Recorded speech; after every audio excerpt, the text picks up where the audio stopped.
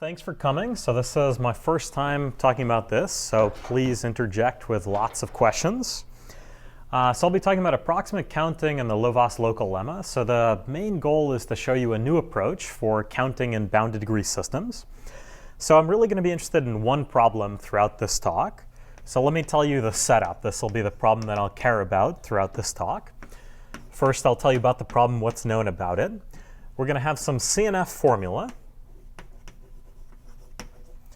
phi, and we're going to care about two important properties, namely the width of the formula and the degree. So the width meaning that for the purpose of this talk, we're going to assume that each clause is going to contain between k and 2k variables. So it also shouldn't contain too many, and the types of things I'm going to be telling you about aren't going to be that sensitive to the upper bound, but you do need some kind of upper bound. So this I'm going to refer to as the width, being roughly k. And the other important condition on formulas that we're going to need is we're going to need some local condition on their degree. So we're going to need that each variable belongs to, at most, d clauses. So we're going to talk about it having degree, max degree, at most d. So this will be the setup for this talk. We'll be reasoning about such CNF formulas. So there's a lot of things that we already know about these types of formulas. So most famously is the Lovasz local lemma, which the Lovasz local lemma tells us a beautiful condition that implies there exists a satisfying solution. So just to make sure we're on the same page, let me state it. So the Lovasz local lemma guarantees a solution exists. Or more precisely, so what is this lemma?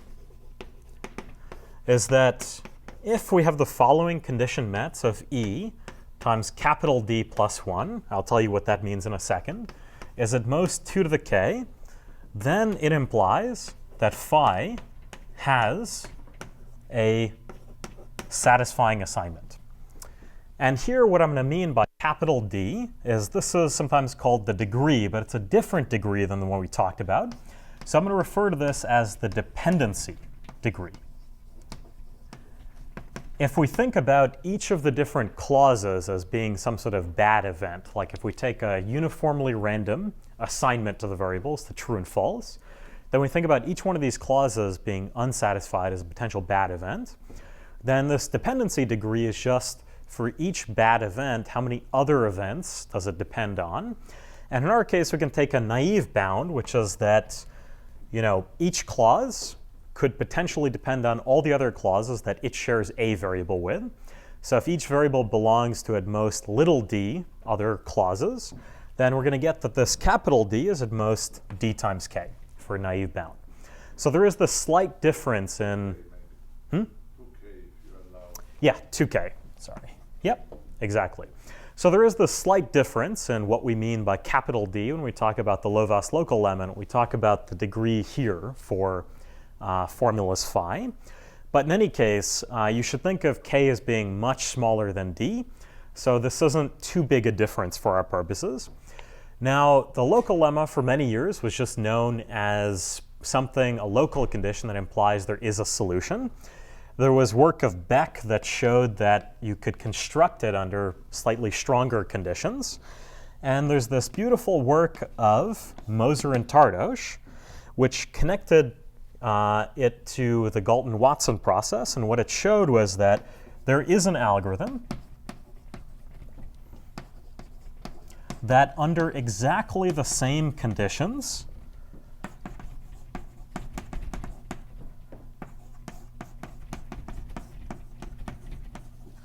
well, what does it do? It actually finds a satisfying assignment. The one that's guaranteed to exist. So I should mention that there are quite a few different ways to talk about the constructive local lemma. There are variable versions, and there are all sorts of other versions which sometimes depend on knot and product distributions over the underlying variables. I won't care so much about those distinctions here. But the important thing is that what makes getting an algorithm tricky in this context is that if you were given such a formula phi that just by checking the local conditions, you knew that it did have a satisfying assignment, well, you couldn't go about finding that satisfying assignment just by randomly setting the variables. You would have an exponentially small chance of actually finding a satisfying solution. And so this Moser and Tardosh result is great because it actually shows you how to find this needle in this haystack, the actual satisfying solution. So I'm not going to tell you too much about that proof because we're going to take a very different tack to this. First, let me tell you about the types of questions that I'll be interested in. So we already know how to construct a solution, a satisfying solution, up to the same limit as the Lovasz local lemma, at least in some context. But what we'll really be interested in today is approximate uniform generation. So what this result does not solve are the following types of problems. So what about, for example, generating a satisfying assignment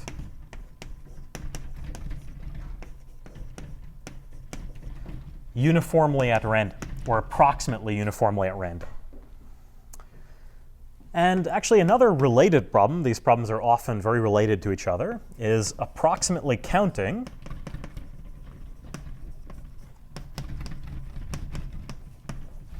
the number of satisfying solutions. So yes, when we look at this formula phi and we check these local conditions, we know that there is a satisfying solution, but we could also ask is how many of them are there? There are in general, some exponential number of them, and we want to try and approximate this number within some, polynomial factor. All right, so this is what the talk will be about, in this setup, trying to answer these two questions. Now, before I continue, first I should dash some of your optimism, which is that, when I pose these types of questions, the natural thing is just to hope that you can once again go all the way to the limit of where we know there exists a solution using the local lemma. That you could hope that you could solve questions 1 and 2 just under exactly the same conditions as Moser and Tardosh were able to construct it. That turns out that you can't do that. That's what makes this problem interesting, is that it genuinely is harder. So what we do know, so there are actually wide gaps in what we know. So on the negative side, let me tell you that first. A result of Bezakova et al. Shows that actually it's NP hard to approximately count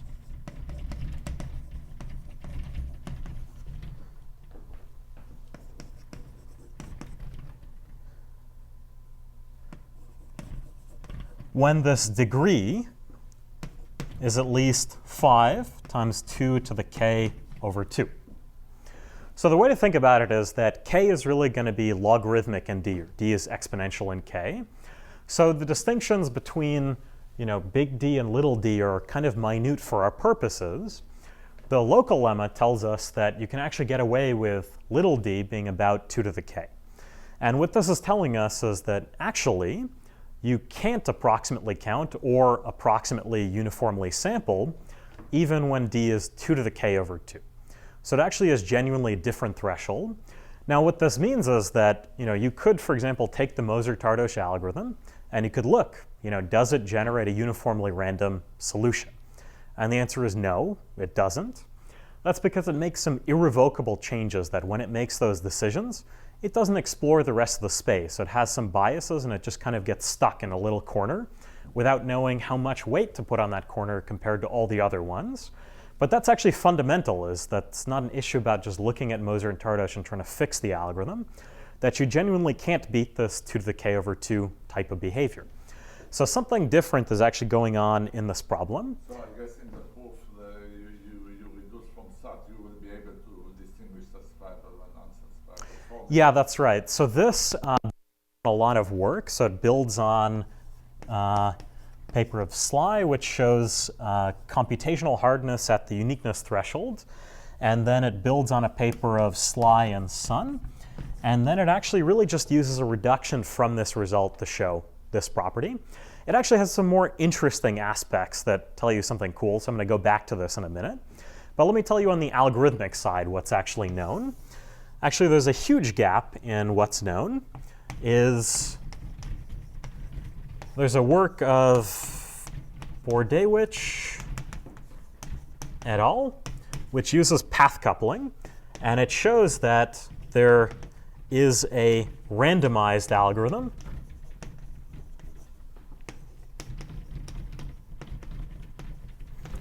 to approximately count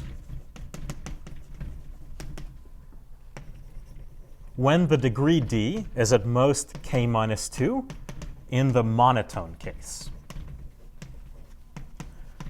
So what do I mean by the monotone case? That means that each of the variables is going to appear without a negation.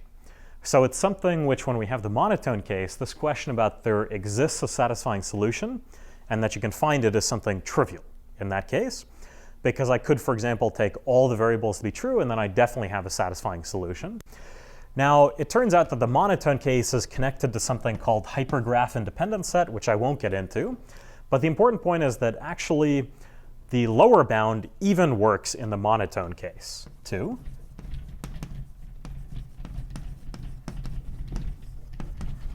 And the most important thing is how wide the gaps are between the upper bounds and lower bounds. So here, for example, the degree is exponential in the width, but there it's at most linear in the width. So that's what we're going to aim to try and solve, is to try and get rid of this, to get the dependence back to exponential for these two problems. What do you mean there is even in the monotone case? I mean, the monotone case cannot rely on the uniqueness threshold, right? Right. So this is a hardness for hypergraph independent set counting. So it actually works even with the restriction that the formula phi be monotone, it turns out. And the algorithm is actually for the monotone case. We're going to be interested in the general case. I'm not going to stress too much this difference. But first I want to explain something qualitatively, which is kind of different about what happens in this hypergraph setting versus what's a bit better understood at this point in the graph setting. So let me take a step back and tell you a little bit about the background of some of these things. Although I should apologize that I don't actually know that much about approximate counting. This is my first paper on it, and Alan knows much more than I do. So Alan, please correct me if I'm wrong. But so taking a step back, let me tell you a little bit about binary problems.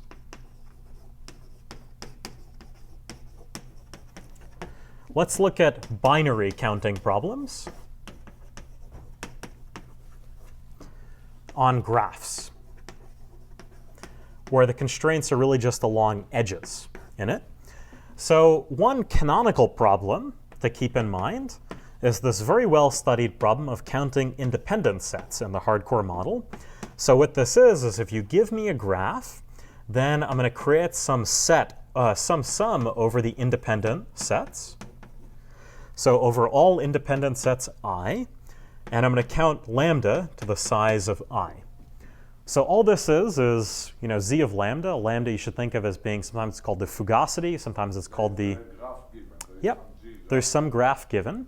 And you're looking at all of the independent sets in the graph G, and you're given some fugacity parameter lambda. You can also think about this as the inverse temperature, because, for example, if lambda were extremely large, then this basically just picks up what's the biggest independent set, and that would be the low temperature limit. In any case, this is some function of lambda that you'd like to approximate. This is the partition function.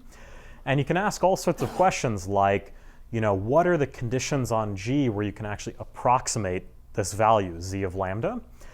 And so there's a lot of beautiful relationships are known here. So let me draw this out. Is that it turns out that a lot of thresholds coincide. So if you want efficient algorithms,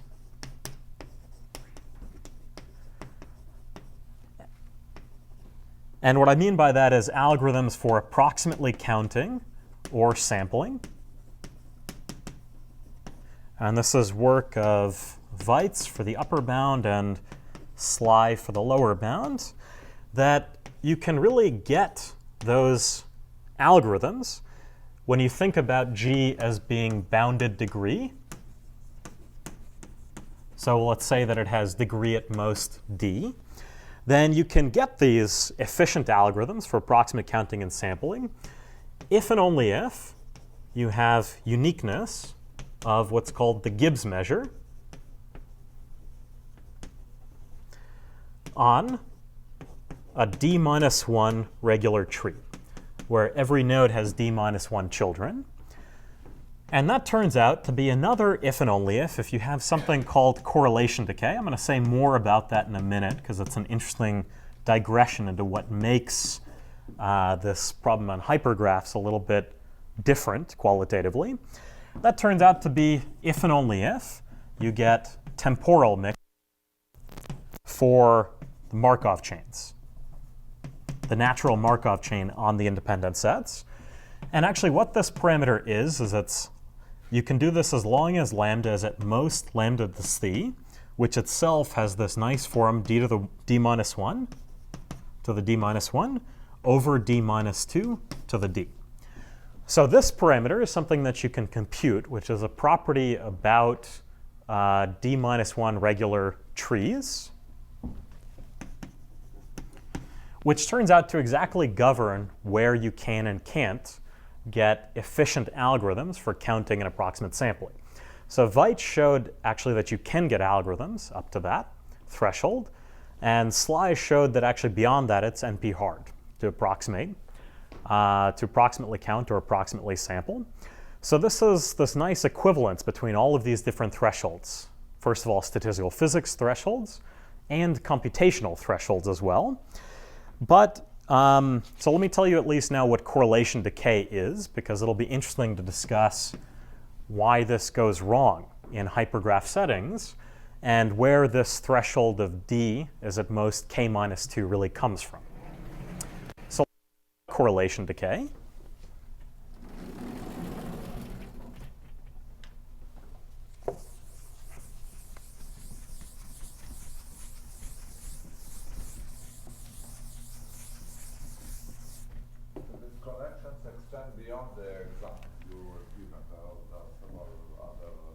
That's right.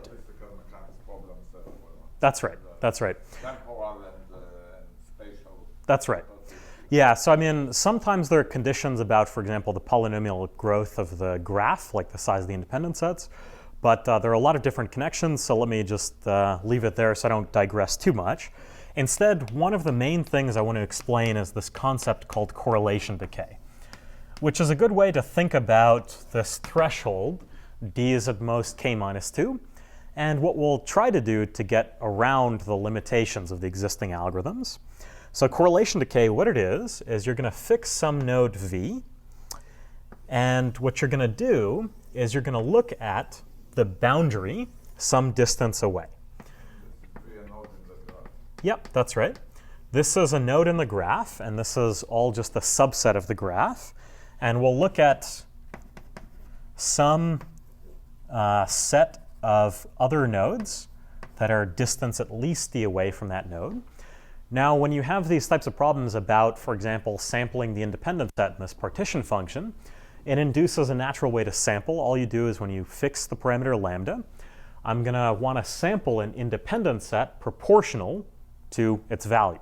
So if I have some particular independent set I really care about sampling it with probability lambda to the size of I divided by this partition function. In any case, correlation decay is a property of that resulting distribution. That what you want is that if you fix the value of the independent set at some distance away, that you have a negligible influence on what the center node is. That's the decay of correlation. So what it means precisely is that you want that for any two configurations, think about them as sigma sub lambda, tau sub lambda. And these are configurations on lambda. What we want is we want that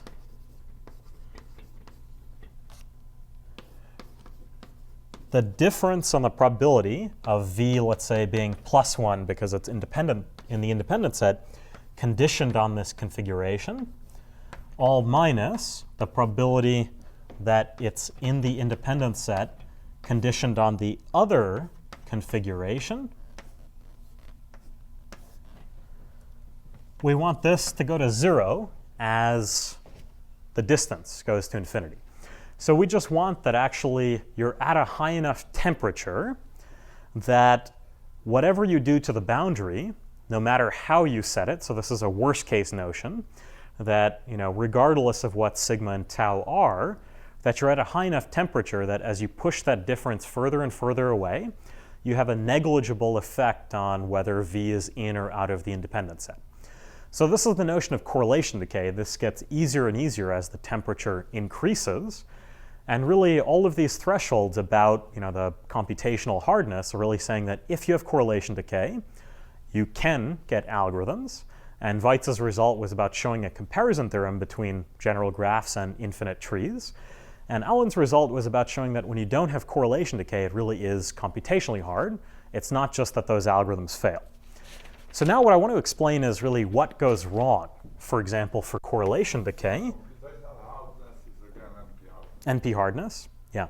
So if you could solve it, you would get NP is contained within RP in it. All right, so what goes wrong for CNFs, or alternatively, you can think about hypergraphs. So let me just draw out an example. So we're going to start off with our node V that we care about. We want to approximate its probability that it's true or false under the uniform distribution on satisfying assignments. And for example, maybe You're assuming a particular algorithm, like some global dynamics, or do you assume anything about the algorithm or not? what the hardness results? No. Well, the hardness results shouldn't assume anything. Right. They don't. You are now And now what I'm reasoning about, to hypergraphs, yep, right? now I'm moving to hypergraphs. So you should think about each of these edges as being a clause, and each of the nodes as being a variable. So for example, one thing we could care about is one variable. What would its probability of being true or false be under the uniform distribution on satisfying assignments to phi? So all I'm doing is I'm drawing out where the clauses are and which variables they depend on. And what I'm talking about now is not a particular algorithm, but is a property of that distribution. So what's going to go wrong for correlation decay in hypergraph-like systems? So imagine, for example, that we had some collection of clauses and variables that looked like this. Now, in correlation decay, I get to set whatever the set lambda is. So imagine that I set these variables right here. These variables are actually pretty far away in distance from V. You have to traverse many different clauses to get to V at the end of the day. But the trouble is that if I have a clause right here, maybe I've set these variables so that this clause is still not satisfied. What that means is that this clause has run out of all of its options for being satisfied. So this one remaining variable is actually pinned to some particular value. The same is true for this, and the same is true for this. Now, when these three guys are pinned, they might actually force this guy to a particular value. And in the same way, even though all of the variables that we've set are very far away in distance, they can arbitrarily affect what this probability is of this guy being V or not. So based on how I've set these orange variables, I could force V to be one particular value, either true or false. So this type of construction only requires the degree to be about what the width of the hyperedge is, because each one of these other clauses that intersects is going to tie up one other variable. So this is what goes wrong in correlation decay and CNF types of formulas, or in hypergraph-like settings, is that if you want to prove correlation decay, then you really do need the degree to be only roughly linear in the width. So does this make sense? Are there any questions about it? So the same thing would happen if you didn't change from graph to hypergraph, but you allowed the alphabet to increase, like coloring. That's right. Right? Yep. So it's just the amount, just having binary values and binary. That's right. strings That's, yep. Just Yeah, exactly. That's why, for example, in the equivalences, I talked about it actually being both binary and graph. Is because otherwise I could think about, I could group together sets of variables and treat them as one meta variable, and then I would still be in a graphical setting. But, in any case, so this is what goes wrong with CNFs and hypergraphs. So let me tell you. So what can you run through this intuition again? So you are going to contrast it with this, well, not contrast it, this explains why this is maybe the best,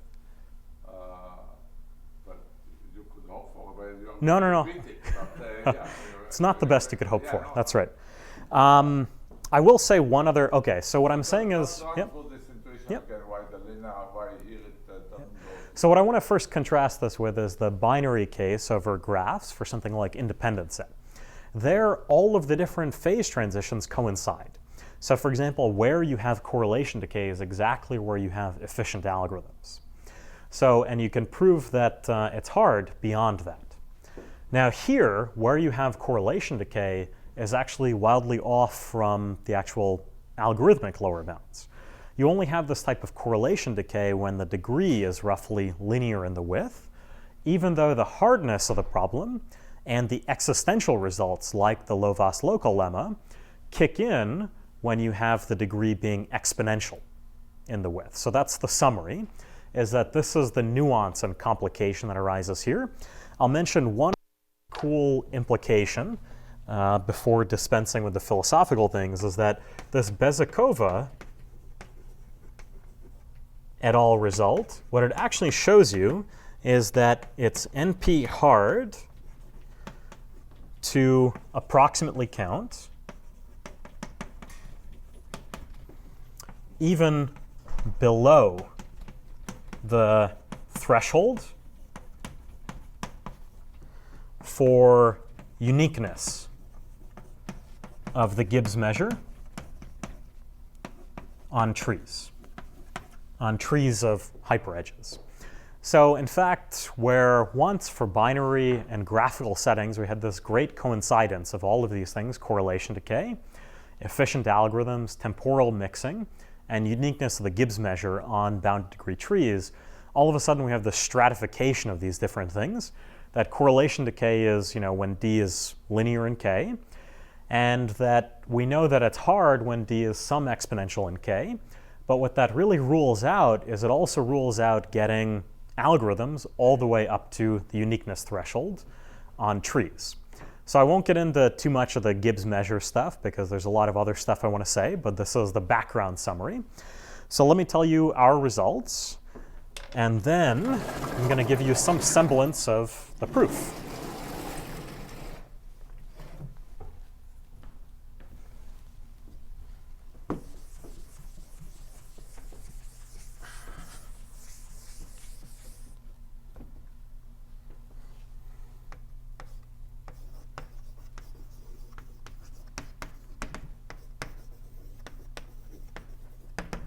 So what we showed was that there actually is a polytime algorithm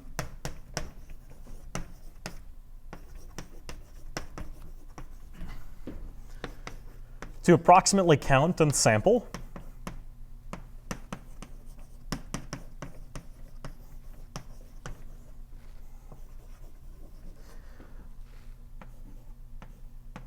when the degree is actually exponential in the width. So here we need some technical condition that it's not too small, but really the more interesting side is right here, which is that the degree really can be some exponential in K.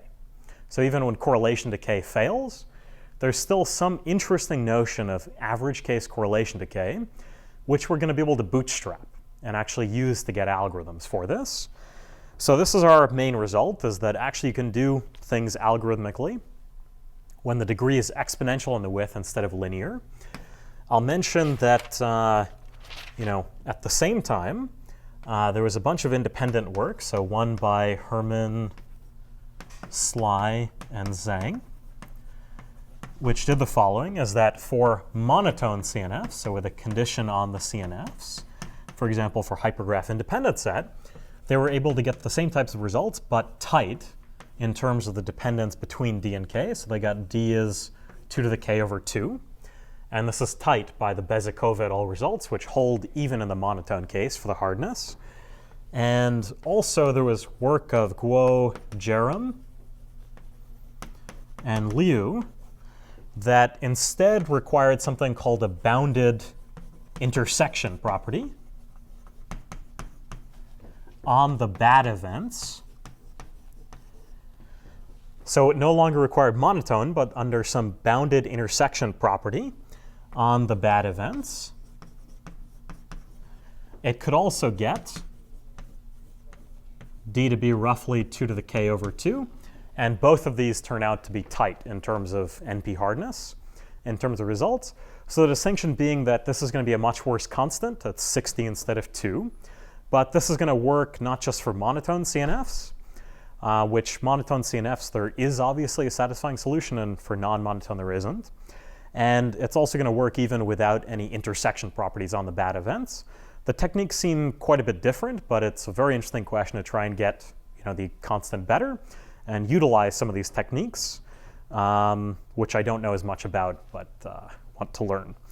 All right, so let's just get into the technical details. So this is going to be, the emphasis is really on this new technique that I want to tell you about. So I'm going to do this slowly, because this algorithm is actually, it's not obvious it's an algorithm until we reach the end. You should really think about this as some sort of giant thought experiment, which at the end is going to have some interesting algorithmic dividends. So I'm going to set up some intermediate goal first, which that's the thing I want to focus on for the time being, is just this purely existential question, which this will be my intermediate goal en route to giving an algorithm. This won't actually fully solve our problem. There'll be a lot more to do after that. But the first goal in trying to get this type of algorithmic result is, well, I want to prove some notion of an average case notion of correlation decay. So we know that correlation decay,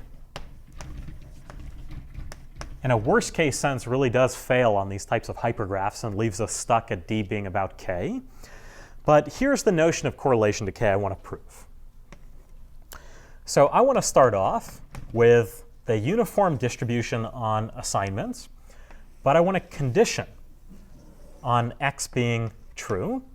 And I'm going to look at only the set of nodes which are distance at least c log n away. So when I look at the uniform distribution on satisfying assignments, then I condition on x being true, I have some resulting conditional distribution this far out, right? D has nothing to do with the D. Ah, yes. All right. Good point. Let's say delta. So this is a very different d. So this is delta. So some distance, delta, is c log n away. And what I want to prove is well, when I look at the same type of figure, but with x being false now, I get also some resulting conditional distribution on the nodes at some distance. I want to prove that these distributions are not too far off from each other. I want to prove that they're plus or minus 1 over n to the c close. So they're statistically extremely close. This is, of course, our notion of approximately sampling, as we want to get a sample close within this type of distance. I'm not going to spend too much time dwelling on that. But this will be our notion of average case correlation decay. So that's goal number 1. You're looking at the distributions, the conditional distributions on just the center being true or false. Yep. So the conditional distribution on this set of nodes at distance c log n away from x, when x is true, versus when x is false. I want to prove that those distributions are pretty darn close to each other, that whether or not x is true or false, that echo has sort of gone out of the system by the time I go out that distance. So that'll be goal number 1. So before I tell you how this really fits in, because I'm not going to be able to do that until we get further along, I just want to explain how we can go about attacking this goal, for starters. So the idea is, well, we're going to build a coupling between the distributions. And there's one key idea, well, the first key idea, let's say, is that when we have the local lemma conditions met and d is at most exponential in k, then what turns out to be true is that the marginal distribution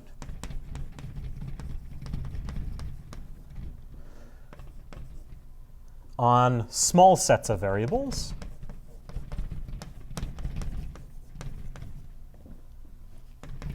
is in some sense close to uniform. So what I mean by this is that, if I had some other variable y out here, which was actually, distance 1 away from x, then the types of conditions that we're requiring on the local lemma tell us that the distribution of y isn't too far off. Now the key is that it's not that far off in an additive constant sense that depends on d and k, and what we really care about is boosting that to be able to make the differences die out even more when we go out logarithmic distance. So let me state this corollary. This comes from a work of Hauptler et al. But it's a corollary that follows just from the usual local lemma proof, because the way that you prove there exists a satisfying solution is you really, you look at how much conditioning on the good events changes your distribution, and you say that it doesn't change it that much as you build up along. So it really comes from quantifying this. Let me just tell you the corollary that we're going to use for our purposes.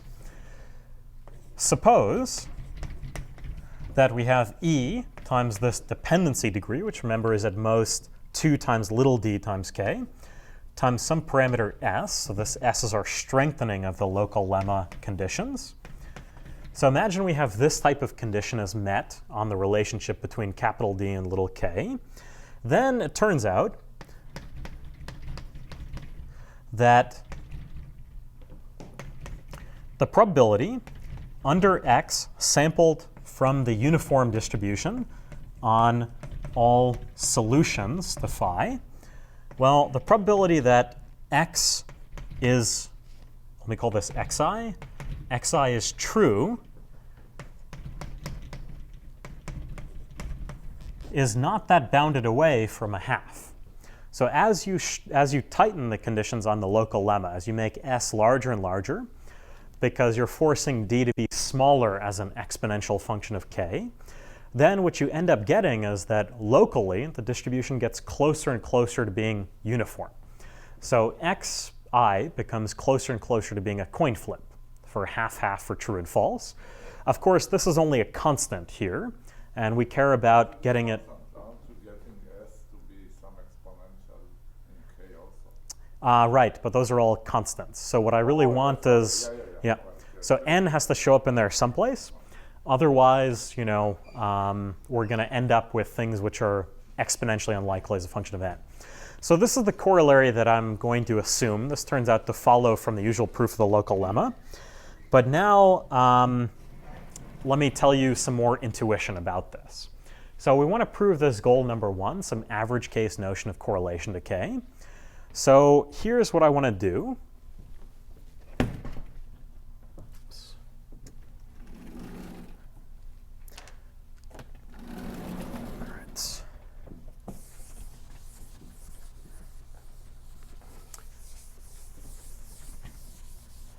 Let me tell you this informally before I make it formal in a few minutes. So what I want to do when I want to show that the distributions we get here and here are roughly close to each other, I want to somehow take these two partial assignments, one where x is true, one where x is false, and somehow get rid of their differences over some amount of distance.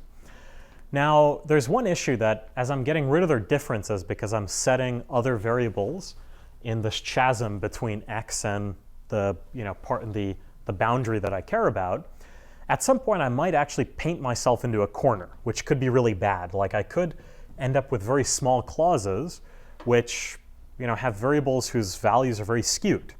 So there's one issue, which let me describe this informally, but then I'll tell you how to put this into the overall thing. So we want to build up some coupling across these two by setting variables. But there's this other problem that I have to tell you about first. So what if our way of building up some sort of coupling backs us into a corner in the following sense? What if I think about my two partial assignments, A1 and A2, which start off with the variable x being true and the variable x being false, and I think about some clause that contains x.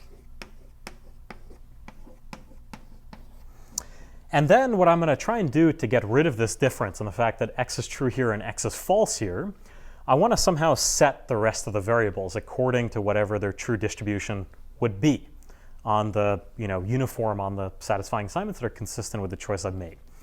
But what happens if, for example, I set this guy to be false, and this guy is false here, this guy is false, this guy is false, this guy is false, this guy is false, and I'm now thinking about setting this next variable?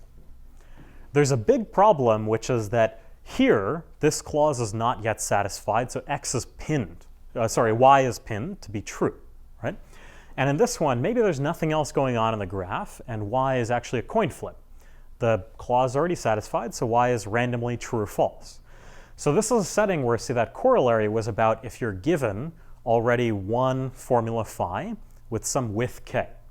But as I'm going along and setting variables, all of a sudden the clauses might shrink because, for example, when this variable is set to false, it's removing that variable from the clause. So the issue is that I could back myself into a corner. The width is the thing that's supposed to save me. But what if I end up with clauses which are very small width? All of a sudden, I can't couple these two variables in a nice way, and I've trapped myself. Well, the whole intuition going back to back is Uh-huh. that you shouldn't go, you Yeah. should not feel I agree. You should have these dangerous clauses. And Yeah. you should- So let's do what Beck did. Yeah. So let's do that, but this was the intuition. So here's the idea. This is key idea number 2, which does go back to Beck. But for those of you who don't know the Beck paper, I'm just going to explain what's needed from it. So the idea is that we're only going to set some variables. We're going to leave some other variables. We're going to leave enough variables as just territory where we're just not going to get into. And those things are going to get us out of trouble, in the sense that when they're never set, they keep the clauses as being wide. So let me explain what this means. So it follows, again, from the local lemma, but I'm not going to do this calculation. It follows from the usual Lovasz local lemma that we can label variables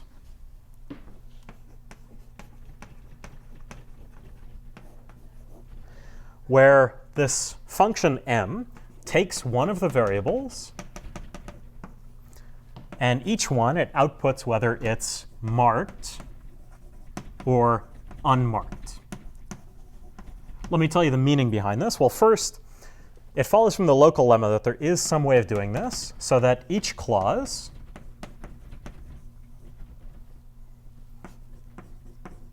has at least k over 3 marked and unmarked variables. So what that means is, see, these marked variables are going to be things whose values I am going to set in my conditional distribution if I had access to this oracle who could tell me what the marginal distribution is on different variables. And these unmarked guys are guys who I'm never going to touch. They're going to stay around so that no clause ever gets too narrow.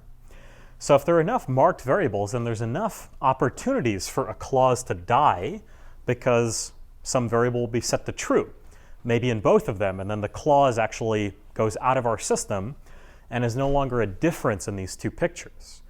And the unmarked things allow me to say that, well, we can appeal to this corollary, and each variable we're going to set is not too far away from the uniform distribution. So those are the first two key ideas. Let me tell you now. This is done like a pre-processing. That's right. It's done like a pre-processing stuff, and it's also algorithmic because of Moser and Tardosh. So let me tell you what we want to do first.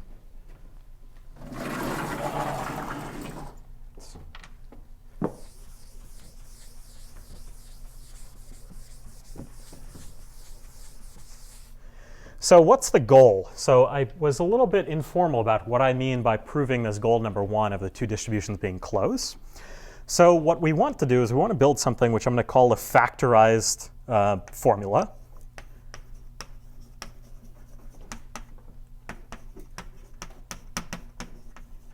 So what if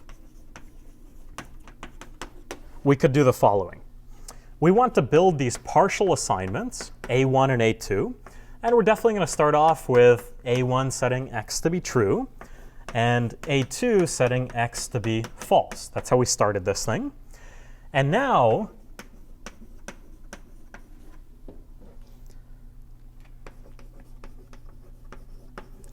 we want that any variable that gets set in this procedure that we're sort of building up the settings of the different variables gets set from the correct margin. So what I mean by that is we start off with x being true and x being false. Well, if my procedure next decides to set the variable of y, it's going to set it in both of them. And the important point is that y should be sampled according to what its distribution on being true or false should be. That's my distribution D1, which is the distribution on uniform on assignments that are satisfying, that are consistent with the decisions I've made so far on the A1 side. Same with D2. So this is just a faithfulness that every time you're querying a variable, its value is a random variable that gets set according to the correct distribution that we care about. All right. How do you prove y? This will be extremely non-algorithmic. So this is going to be a giant thought experiment of if I had access to such an oracle that could do this, well, I would be able to solve the problem easily then, but let's pretend, I want to do something else with it. I'm going to show that this oracle is going to yield some sort of statement like goal number one, and then we're going to find a way to do without that oracle and to actually bootstrap that oracle. So that's what I mean when I add this caution that this is a giant thought experiment about how to get an algorithm from a really powerful oracle that I wish I had. Yeah, but the oracle, which variables is it going to assign? All the variables in the... So I'll describe the coupling procedure in a second. First, let me describe the goal of the coupling procedure. So this is just some faithfulness assumption about how we set variables. Now the other thing is the sort of more, well, it's also important. We want that when we take the formula phi that we started off with and we set the variables according to our partial assignment we built up, A1, that we get something that factorizes into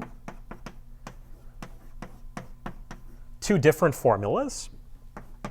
Same thing for when we set A2, that we get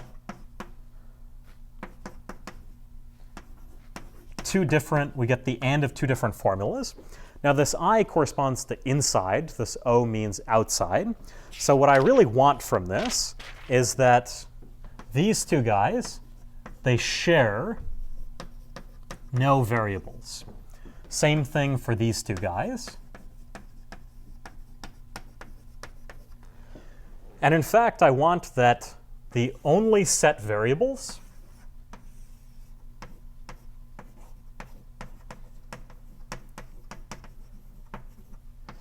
appear in the inside.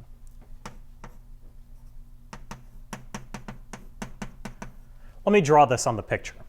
So what this means is that you're going to come along here, you're going to start off with x being true and x being false, and then somehow your sampling procedure that I haven't described yet is going to set a bunch of the different variables.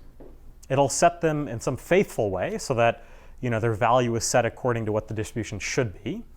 And what I really want is I want that you can carve out at the end of the day this set of variables, v inside. and that all of the variables that have been set are actually in this inside set. So you've never touched anything on V outside, everything that's happening outside. And that moreover, there's no clause that straddles the boundary. So all of the clauses which are still potentially not satisfied, they all occur inside this guy or entirely outside. So the nice thing is that because all of the variables that are set to potentially different values occur inside these two guys, well, the outside formulas are actually now identical. So I've actually gotten rid of any differences between the two formulas.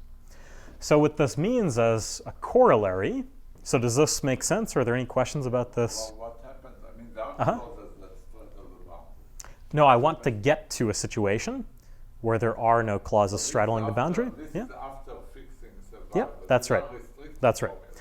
Because, for example, when I plug in these, The meaning of yeah, this is the plugging this A2 and Exactly. one is a restriction so of the formula. exactly, when I plug in the values for A2, I'm going to get something which is the intersection of two formulas, but these two formulas share no variables. So there's in fact no clause that straddles the boundary of V inside and V outside. So this is what I would want to do. So why would I care about doing this? Just to explain a little bit of the intuition. So what I claim is, as a simple corollary, if I had such a thing,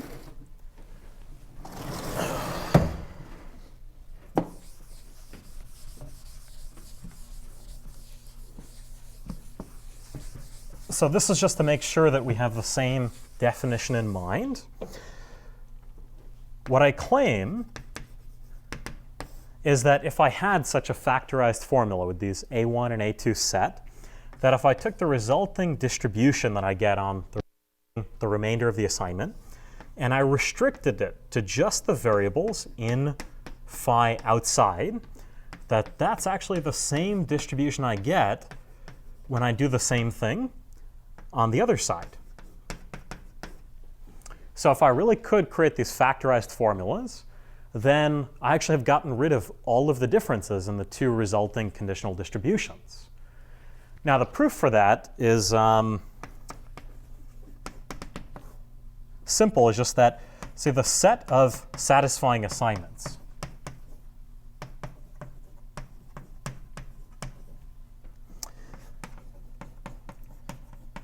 all they do is they factorize into a product that, when I've reached that situation where when I've set A1, then I have this inside formula and this outside formula, and the two outside formulas are the same.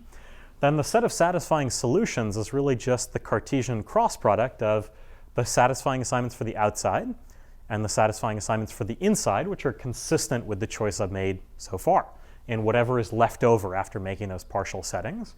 The same thing is true on the right-hand side, except for the fact that now it's a different set of assignments in here and a different formula.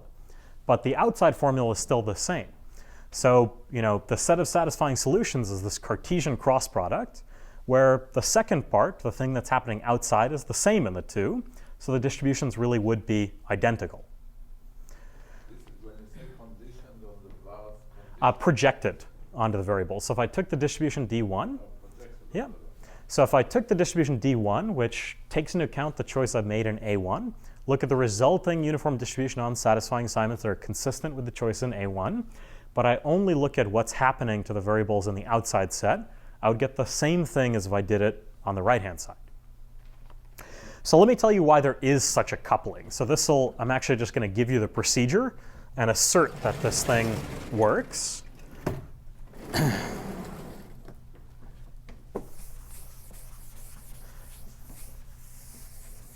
So here's the procedure I'm going to do. So I'm going to build this factorized formula. The way that I'm going to do it is I'm obviously going to start off with the partial assignment setting x to be true in A1 and setting x to be false in A2. That's how I start.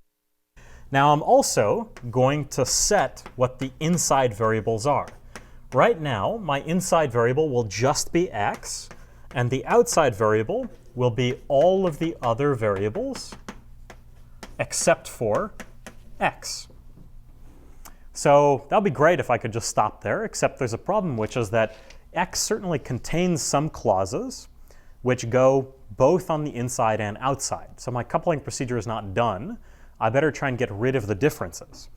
So all we're going to do is, while there is a clause C with variables in both VI and VO, so a clause that actually straddles it and prevents me from saying I'm done, well, what I'm going to do is I'm going to sample all of its marked variables according to whatever their distribution should be. Those are opportunities for the clause to die because that clause might become satisfied and then I don't care about it anymore. So what's going to happen is once I sample all of its variables, I can have two different cases. So case number one is that this clause, C, is actually satisfied in both A1 and A2. That's good. I've used my marked variables as a way to kill the differences. So what I'm going to do in this case is I'm going to, but now I've introduced some problems that I've created variables which might have different satisfying, assignments in A1 and A2 based on what I've chosen. So I'm going to let S be the variables with different assignments in A1 and A2. And now all I have to do is I can update VI. VI is going to come along with all of the different variables in the clause. And VO is just going to update to removing those guys.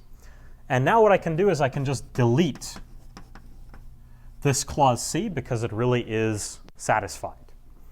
Now there's one other case which really could happen, is that I could end up with a situation where C, where C is actually not satisfied in either one of A1 or A2. So now I haven't deleted that clause, but all I'm going to do is I'm going to take that entire clause and put it inside, because I've run out of opportunities for that clause to die, because all of its marked variables have been set. So what I can do is I can do the same thing,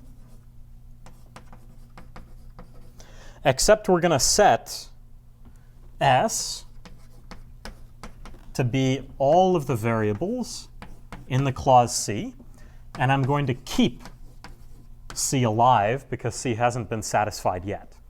So this is some procedure that, as long as I don't have this factorized formula, because I actually have some clause that's straddling VI and VO, I'm just going to keep trying to kill clauses, and if I don't, I'm going to pull them inside. So this procedure, it turns out, You are also going to add S to VI. That's right. Yeah. Same thing. So S is going to go entirely inside VI, and it'll be removed from VO. So the thing that I'm not going to prove is the Choice of C is greedy, arbitrary. That's right. It's completely arbitrary. So when this procedure stops, it definitely results in some sort of factorized formula. Otherwise, literally, I would continue with this while loop. And this thing doesn't go on too long because eventually I'm going to run out of clauses. The important thing is that it doesn't make the differences too large, because I want the difference to die out quickly. So the theorem, which I won't prove, is that the probability that VI becomes, let's say, larger than some constants times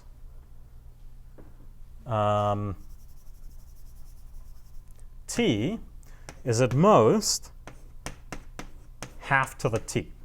So if I want this procedure to die out quickly, with some small failure probability, I can just set t to be logarithmic in n, and then all of a sudden I have that the component that contains their differences isn't more than logarithmic size. So this is part one, which is really just how do you prove that the differences die out? So I'm basically running out of time, so let me say something at least intelligible about what happens beyond this. So, does this goal actually solve our problem? Actually, no. So there's a lot more stuff to be done. Let me explain what some of the issues are, and at a very high level, what the idea is.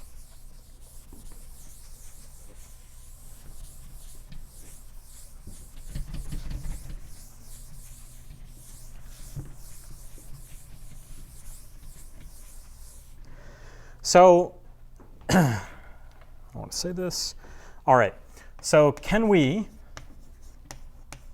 use this fact that we have this average case notion of correlation decay to approximate marginal values, like the probability under the uniform distribution on assignments, that x equals true? Maybe just by looking at logarithmic sized neighborhoods. After all, what I'm saying is that in an average case sense, that the differences between x being true and x being false die out after logarithmic scales. So you could hope that, if you took some variable which you want to figure out its marginal distribution, you could just cut out everything that's more than log distance away and figure out only what happens there. So there's one pretty big problem. Log distance away, there will be maybe everything. That's right. That's exactly right. At logarithmic size neighborhoods,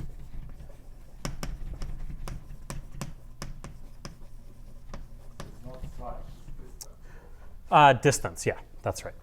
At logarithmic distance, thank you, neighborhoods, well, it actually has a poly number of variables. The theorem tells you that if you could identify, you should look at the distance. It's sufficient That's to right. figure out what That's right. set. So let me get to that problem in a second, though. That's also another problem. So problem number 2, so you could hope that, see, not all configurations really matter. Maybe, some notion of a typical configuration on the boundary is good enough. But there's actually another issue, which is that we also don't know the typical sample on the boundary. So what I claim is that if I took a typical sample from the boundary using the correct conditional distribution, then the probability that a random assignment on the boundary would even be in the support of that distribution could be exponentially small. So that's a big problem. The third problem is the one that Avi mentioned, which is that, okay, the distance isn't the right thing to look at because the component only grows to logarithmic size. But the issue is that I needed the sampling oracle, this marginal distribution, to know what that distribution on logarithmic size connected components I get is. So let me at least try and say something intelligible about how the proof goes. So what you can do is you can take the entire coupling procedure and you can think about it as some sort of trajectory in a state space. I start off with the assignment that x is true and x is false. And what I'm going to do is there are 4 possible transitions then, because maybe the rule for which y I choose next is deterministic. So I could, for example, set it to be all true or each of the other configurations.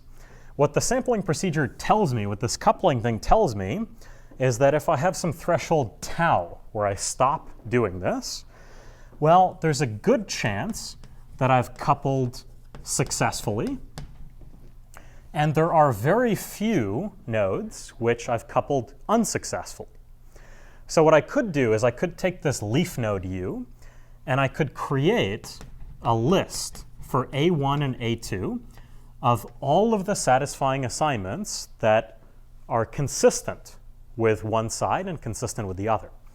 The important thing is if I really knew what these transition probabilities were, a completely alternative way to sample from this distribution is to instead choose a random root to leaf path and then choose one of these guys in the left list, one in the right list, and then to choose between them with the correct probability.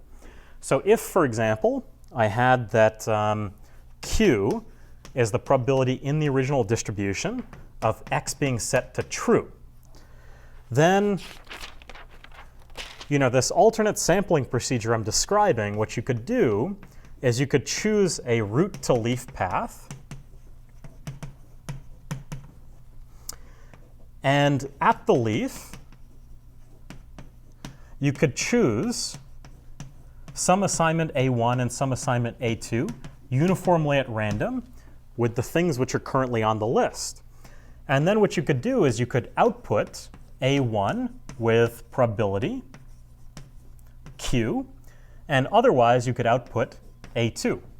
This is a completely alternative way to actually sample a uniform distribution from the set of satisfying solutions. But what this does is it actually gives you a constraint that needs to be met at the leaves. So it turns out, this is the part that I'm not going to prove, that one of the key lemmas in here, which is actually pretty easy, is that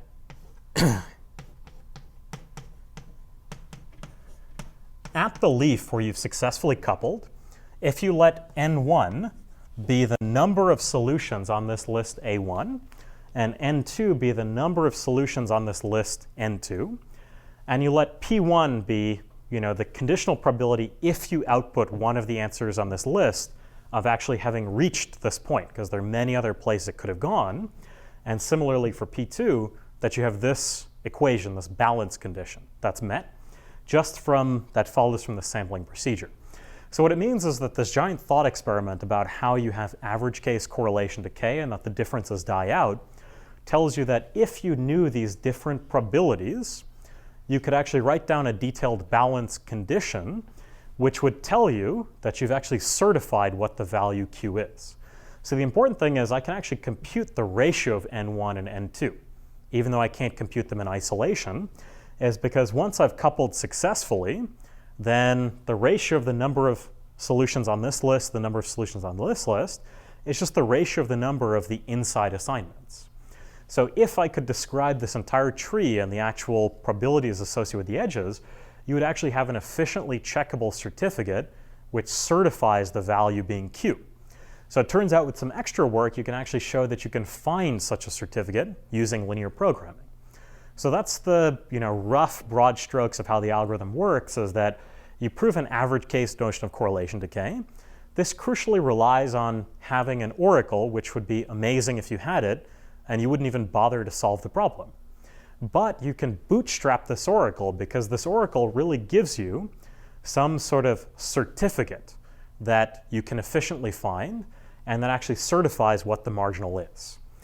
And this all works when the degree is actually exponential in k. So I'll end there.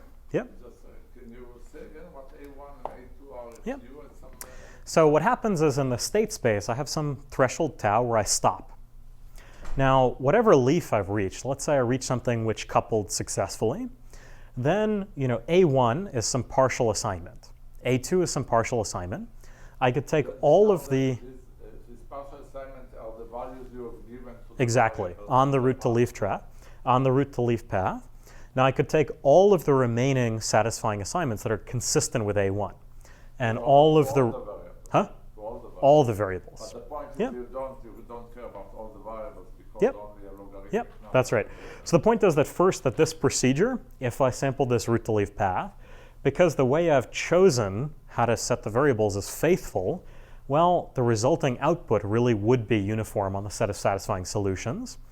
But now when I've reached this node U where we've had this coupling, I actually do have this nice thing that their differences only depend on this logarithmic size component.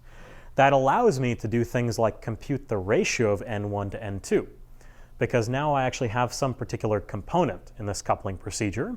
So if I told you all of the different probabilities and the transitions on this tree, then you'd be able to compute P1 and P2, N1 and N2, and you'd be able to check that for each of the leaves, that it really was this ratio Q over 1 minus Q. So it's a way of actually counting in a way that you don't have to look at all of the assignments. You can certify by creating a fractional coupling between the satisfying assignments with x being true and x being false. Q depends on you, of course. Q depends on, no. Q is actually the fixed original probability that X is true or X is false in a uniformly random thing. So all I'm doing is it's a principle of deferred decision making, that I'm choosing which of the two worlds I'm in after the fact. So I'll leave it at that. It's, this lemma is not too hard to prove, but I've gone over time already. And yeah, thanks. Any questions you guys have?